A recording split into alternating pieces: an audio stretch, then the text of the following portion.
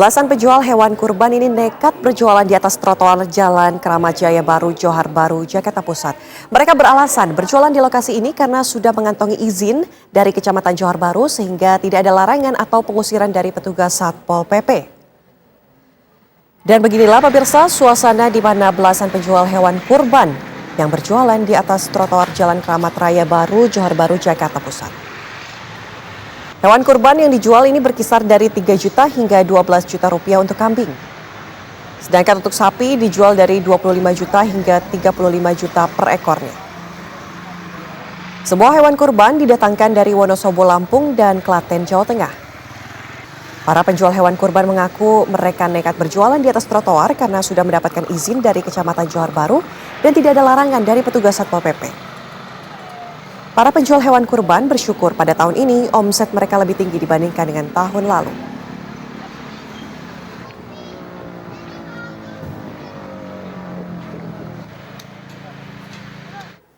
Dan pemirsa, untuk mengetahui informasi penjualan hewan kurban di trotoar di wilayah Jalan Keramat Jaya Baru, Johar Baru, kita akan bergabung dengan rekan Gina Vita di sana.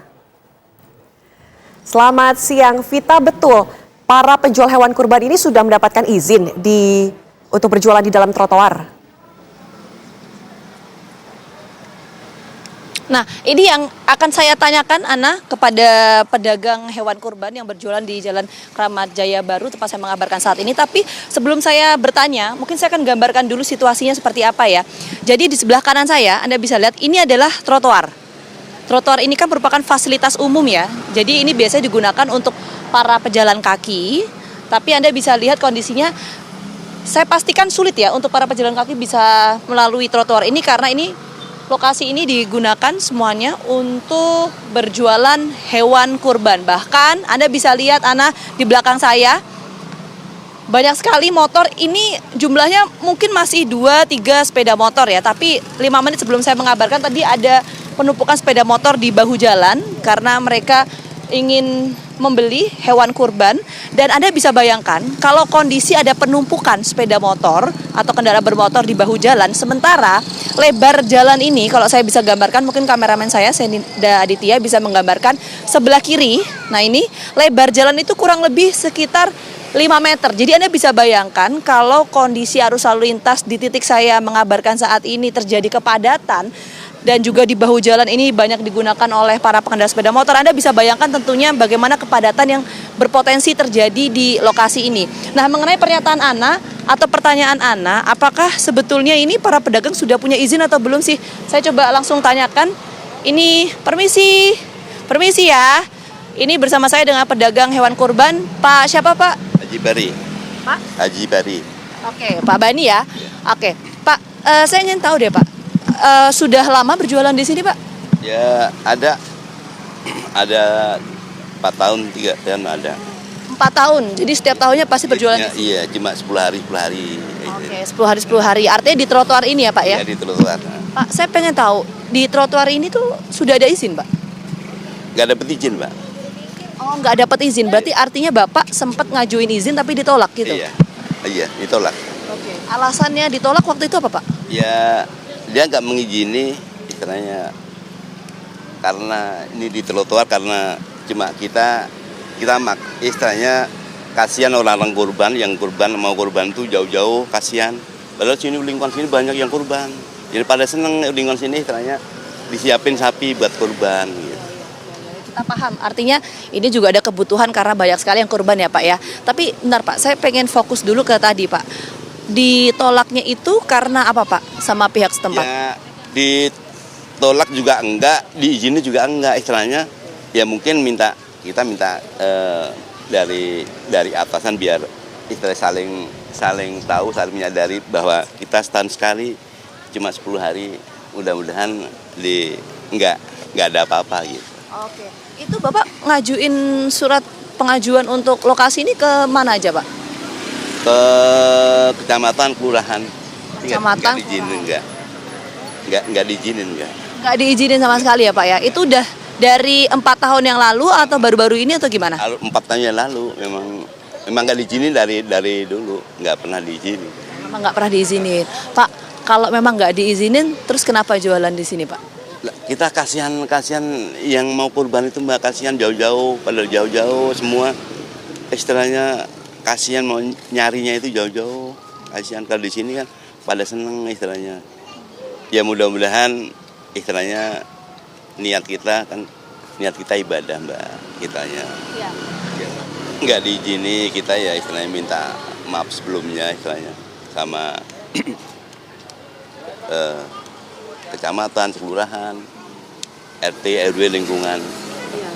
Pak, tapi di sini ketika jualan di sini Pak, itu memang banyak pembelinya Pak? Ya alhamdulillah Oke. bisa habis, alhamdulillah bisa habis. Orang pada senang semua Mbak, pada senang gitu ada gitu. Di samping itu masyarakat itu ada hiburan setahun sekali. Yang tadi nangis di rumah di sini bisa diem. Yang tadinya di rumah nggak mau makan di sini bisa mau makan, seneng gitu. Pak, tapi ini artinya sudah berapa hari di sini Pak? Di sini udah 4 hari. 4 hari, oke. Selama 4 hari itu penjualannya gimana Pak? Selama berjualan di trotoar? Itu belum, ya banyak orang penawaran tapi istilahnya ya mungkin nyari banding-banding atau gimana nggak tahu lah. Tanya-tanya dulu, ntar ngomong sama keluarga gitu, kumpulan pribadi. Oke, tapi tadi kan Bapak menyampaikan kalau misalnya jualan di trotoar ini kan udah lama, udah dari 4 tahun yang lalu. Nah, penjualannya tuh gimana Pak? Misalnya dari 4 tahun yang lalu. Kalau sekarang kan oke lah, ini masih 4 hari ya. Tapi kalau dari 4 tahun yang lalu itu bedanya gimana sih ketika jualan di trotoar sama misalnya di tempat lain? Nah, bedanya Iya. gimana? Kita dari awal di sini Mbak, kita dari awal di sini. Jadinya ya abarannya apa adanya lah, ya, sepi, rame, ibaratnya ya saya terima. Istilahnya memang niat kita nyari rezeki, mudah-mudahan ya kalau mudah-mudahan ada rezekinya. Di samping itu begini Mbak, orang-orang kampung itu banyak banyak yang punya anak 4-5 pada nganggur, itu saya bawa semua dari kampung biar ayo bareng-bareng sama-sama cari rezeki, cari makan bareng-bareng ntar. Itu banyak banget pada nganggur semua orang-orang kampung itu, kasihan itu. Ini bisa buka lapangan kerja juga ya Pak ya, kurang lebih gitu ya. Iya. Tapi pernah nggak Pak misalnya cari lokasi lain yang memang itu lokasinya bukan di trotoar? Pernah ambil opsi itu nggak sih Pak? Saya belum itu Mbak, belum belum pernah nyari di sini. Ya belum pernah nyari sih Mbak. Belum pernah nyari itu kenapa Pak? Ya gimana ya istilahnya, soalnya langganan pada tahu di sini semua, jadinya kita Karena juga dasarnya di sini iya ya. kalau di sana ntar nggak ada yang tahu, nggak ada yang mau gitu istilahnya. Pak, terakhir Beli lingkungan sini aja yang beli. Pak, terakhir Pak, mungkin Pak singkat saja ya Pak. Ini kan saya nggak ngebayangin ini terus orang-orang jalannya gimana satu, terus kotoran-kotoran hewannya ini gimana, apa dibersihin juga tiap harinya atau Iya. gimana? Ya pagi sore Mbak, pagi sore ntar bersihin, ntar malam diangkat. Itu sampah ntar malam diangkat semua. Trotoar sini pada jalan biasa jalan sini, ada yang jalan sini, ada bisa, ada yang dia terserah yang jalan lah. Yang penting istilahnya lancar, nggak ada apa-apa, nggak ada hambatan. Terima kasih banyak ya Pak ya atas waktunya ya Pak ya. Sehat selalu.